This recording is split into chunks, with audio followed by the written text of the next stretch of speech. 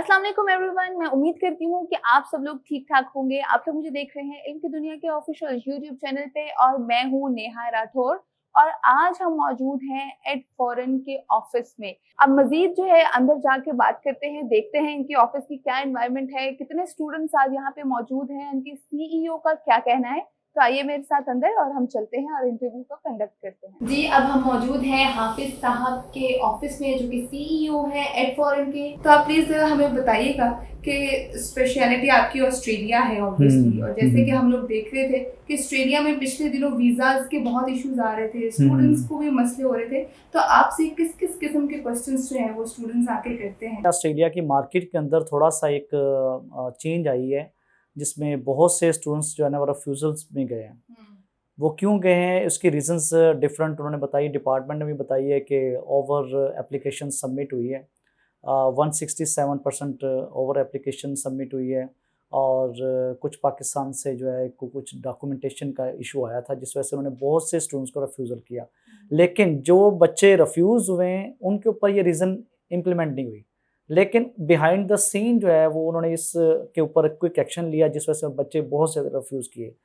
तो हमारी नज़र में जो रिफ्यूज़ल हुआ है ये रिफ्यूज़ल नहीं है, ये उन्होंने एक जो है कट ऑफ किया है सारा स्टूडेंट्स को जो है, ताकि जो उनका जो बर्डन है, जो एक बैकलॉग लगा हुआ है उसको क्लियर करने के लिए जो है वो उन्होंने इसको बहुत से स्टूडेंट्स को जो है ना वो एक रिफ्यूज़ल्स में डाला है।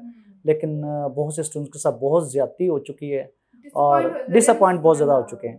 तो इसलिए हम स्टूडेंट्स को जो एडवाइस कर रहे हैं कि बेटा ये आपका जो है ना वो ये एक रिफ्यूज़ल नहीं है, बस आपके साथ एक मिसहैप हो गया, इसको फेस कर लिया आपने, लेकिन इसके लिए हम ना रीअप्लाई करेंगे। बिल्कुल, ये तो बहुत अच्छी बात है। अच्छा सर, स्टाफ आपका आज मौजूद है, इनसे जानते हैं कि किस किस किस्म के, क्योंकि इनका ज़्यादा इंटरेक्शन होता है, स्टूडेंट्स इनके पास पहले आते हैं, फिर ये क्वेरीज लेकर आपके पास आते हैं। इनसे वन बाय वन करके हम लोग जानना चाहेंगे किस किस किस्म के क्वेश्चंस जो हैं वो स्टूडेंट्स आप लोगों से करते हैं।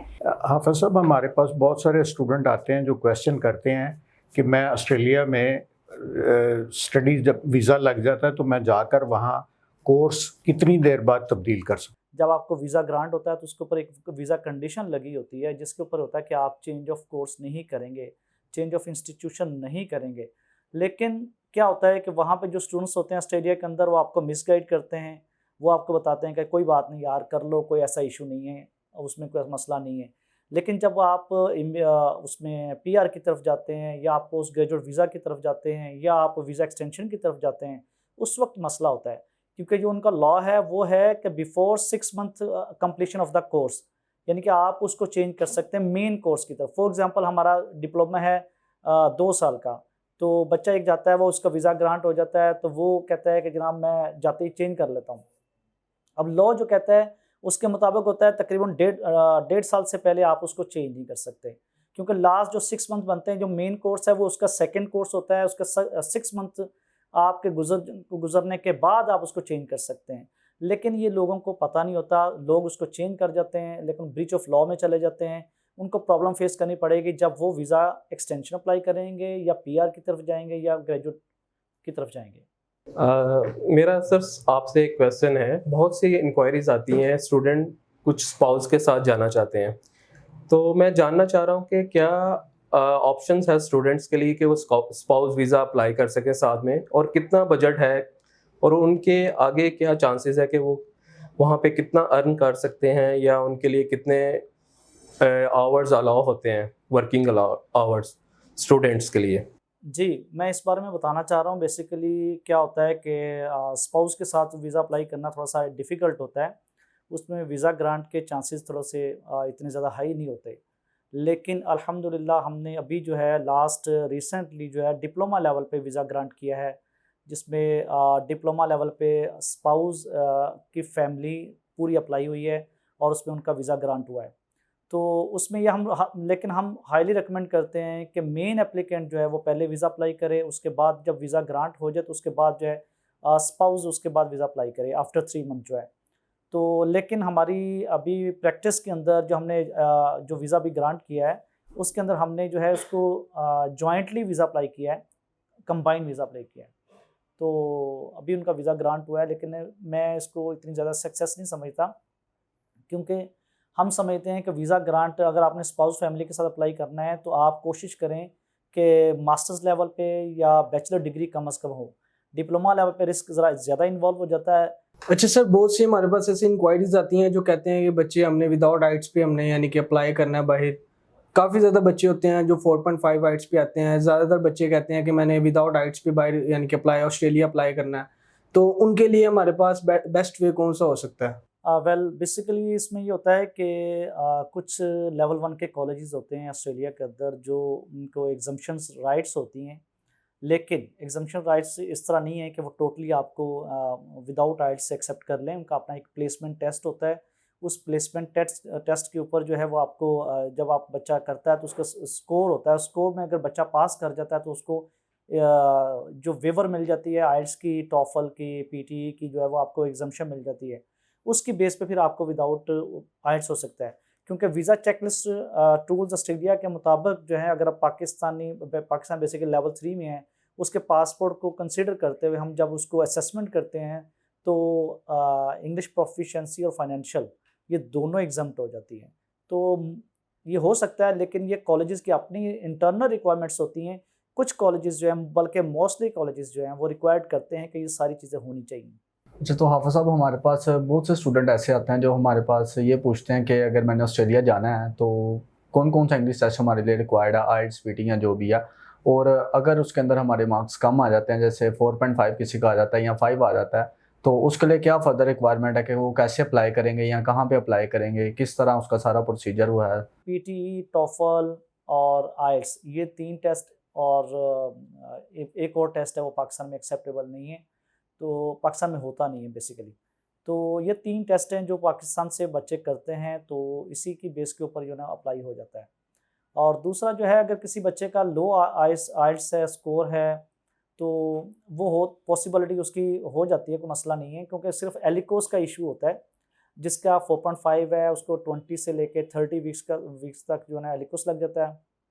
जिसका 5 बैंड्स है उसको जो है 15 से 20 वीक्स का एलिकोस लग जाता है। और अगर मेन कोर्स डिप्लोमा लेवल के 5.5 है, डिग्री की 6 बैंड है और मास्टर्स की 6.5 है। अगर किसी मॉड्यूल में आपका स्कोर आपकी एंट्री रिक्वायरमेंट को मीट नहीं करता तो डेफिनेटली आपको एलिकोस लगता है। एलिकोस कहते हैं इंग्लिश लैंग्वेज का एक कोर्स होता है, इंग्लिश फॉर एकेडमिक पर्पस। तो उस कोर्स को ऐड करके आपका मेन कोर्स के साथ अटैच करके आपको एक कम्बिनेशन पैकेज दिया जाता है, ताकि पहले एलिकोस पढ़े और उसके बाद मेन कोर्स की तरफ चला जाए। हाफिज़ साहब, मैंने आपसे सवाल करना है कि जो आजकल बच्चों के रिफ्यूज़ हो रहे हैं, जिनकी रीज़न लग रही हैं कि आई एम नॉट सेटिस्फाइड कि बच्चा आपने वापस नहीं आना, या इंटरव्यू में जो बच्चे गलत जवाब दे देते हैं, या फिर कई बच्चों का वीज़ा भी कैंसिल हो जाता है, और कई बच्चों के जो ये रीज़न लगा देते हैं कि आपकी बैंक स्टेटमेंट फेक है या ये है, इनका क्या सीन है? इसके ये कैसे हल होगा ये सीन? पाकिस्तान में इस वक्त जो लास्ट 2 मंथ से रिफ्यूज़ल्स आए हैं, तो बहुत सी ऐसी रिफ्यूज़ल्स आई हैं जो अनजस्टिफाइबल हैं। तो हमने भी देखा है कि बच्चा एक जेन्युइन है और जीटी की रिक्वायरमेंट्स को मीट करता है, लेकिन एम्बेसी ने उसको रिफ्यूज़ कर दिया है। तो वाकई रियली इसमें ऐसा भी हुआ है कि कुछ बच्चों के साथ ऐसा हुआ है कि उन्होंने वाकई उसमें बैंक स्टेटमेंट जेन्युइन है उसकी, और उनको यहाँ तक कि वो बगैर कंसिडर किए हुए उसको देखे, कोई इन्वेस्टिगेशन किए बगैर उसको कह दिया कि ये फेक है। ये एक आध केस में हमारे साथ भी ऐसे हुआ है। तो लेकिन ये एक ऐसी नहीं है कि आप इसको बड़ा अच्छा रिव्यू बना के उसको एम्बेसी को फोर्स करके बता सकते हैं कि भाई मेरा तो सब कुछ जेन्युइन है, मैं जेन्युइन इंटेंशन के साथ वीज़ा अप्लाई कर रहा हूँ, मेरे डॉक्यूमेंटेशन जेन्युइन है। लेकिन आजकल जो एक कंडीशन लगी हुई है कि आप वापस नहीं आएंगे, आपकी इकोनॉमिक कंडीशन आपकी स्ट्रॉन्ग नहीं है, टाइज आपकी स्ट्रॉन्ग नहीं है, ये कोई इतने बड़े वो रिफ्यूज़ल्स नहीं हैं, ग्राउंड्स नहीं हैं। हाफिज़ साहब, अक्सर लोग सवाल करते हैं कि बच्चा मैट्रिक के बाद ऑस्ट्रेलिया जा सकता है या नहीं, और उसकी रिक्वायरमेंट्स क्या हैं, उसके लिए आपको कितने फाइनेंसेस चाहिए होते हैं, यूनिवर्सिटी स्टूडेंट्स के बराबर के या उनसे कम थोड़े।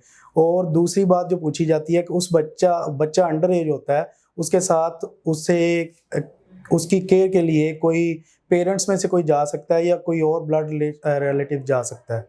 हाँ, ये बहुत अच्छा क्वेश्चन आपने किया। ये स्कूल लेवल का क्वेश्चन है। ये मोस्टली इस वक्त बहुत सी इंक्वायरीज इसके ऊपर आ रही हैं कि बच्चे जो है ना अभी मैट्रिक किया होता है तो वो उसके बाद या 9th में या 8th में क्लास में तो वो पूछता है कि जनाब मैं ऑस्ट्रेलिया जा सकता हूँ। जी डेफिनेटली आप जा सकते हैं, अप्लाई कर सकते हो, और इसमें हमने वीज़ा भी ग्रांट किया अल्हम्दुलिल्लाह।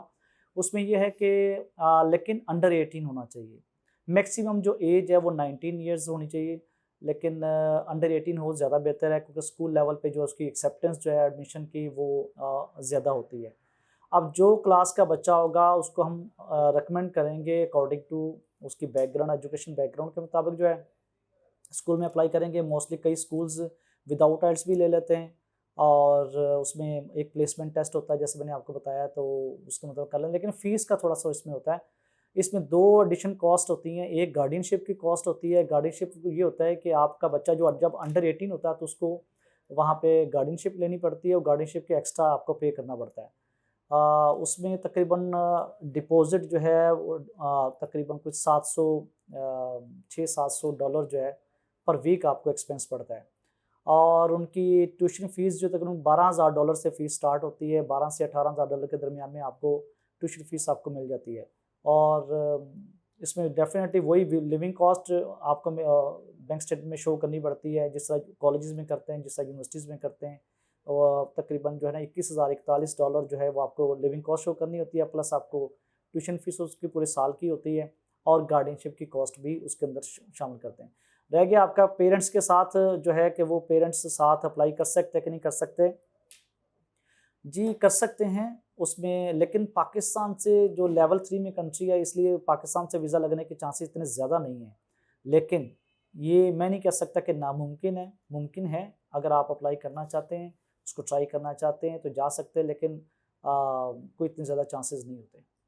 तो स्टूडेंट्स, आप लोगों ने सुना कि क्वेश्चन आंसर का जो सेशन था बहुत ही इंटरेस्टिंग था। जितने भी क्वेश्चंस आप लोगों के मुतालिक पूछे गए वो बेसिकली आप लोग भी आके इधर ऑफिस में पूछते हैं इनके स्टाफ से, और डिफरेंट स्टूडेंट्स जो है वो इसी तरह के मोस्टली सवाल जो है वो करते हैं। बिल्कुल, और मैं आप लोग को बता दूं कि नीचे स्लाइड्स पे इनका कॉन्टैक्ट नंबर भी चल रहा है और इनकी ईमेल एड्रेस भी चल रही है। तो जिन्होंने भी अप्लाई करना है वो ऑनलाइन भी कर सकते हैं, और इनके फ़ोन नंबर पे भी इनसे कॉन्टैक्ट कर सकते हैं। और अब चलने का टाइम आ गया है। आई होप आप लोगों के लिए ये वीडियो बहुत ही यूजफुल और इन्फॉर्मेटिव साबित हुई हो। वीडियो पसंद आए तो लाइक, शेयर और कमेंट्स भी कीजिएगा। हम लोग आपके कमेंट्स भी ज़रूर पढ़ेंगे। मैं चलती हूँ, मुझे दें इजाज़त। अल्लाह हाफ़िज़। अल्लाह हाफ़िज़।